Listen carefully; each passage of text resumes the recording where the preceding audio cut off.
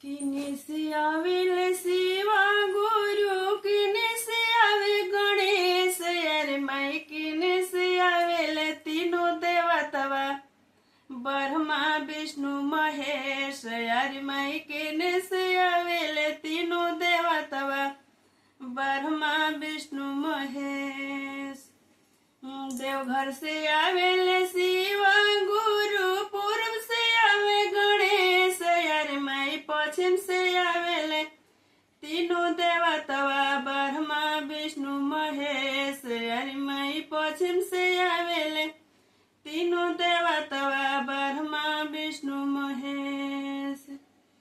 कहाँ बैठैबो शिवा गुरु, कहाँ बैठैबो गणेश, अरे माई कहाँ बैठैबो तीनों देवतवा ब्रह्मा विष्णु महेश, अरे माई कहाँ बैठैबो तीनों देवतवा ब्रह्मा विष्णु महेश। अग्नि बैठैबो शिवा गुरु, अग्नि बैठैबो गणेश, अरे माई देवघर बैठैबो तीनों देवतवा ब्रह्मा विष्णु महेश, अरे माई देवघर बैठैबो तीनों देवतवा ब्रह्मा विष्णु महेश।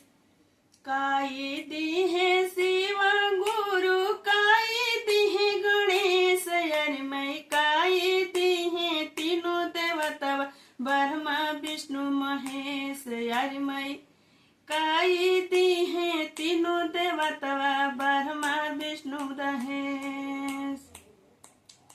बेटा दिहे शिवा गुरु, धन दिहे गणेश, अरे माई लक्ष्मी दिहे तीनों देवतवा ब्रह्मा विष्णु महेश, अरे माई लक्ष्मी दिहे तीनों देवतवा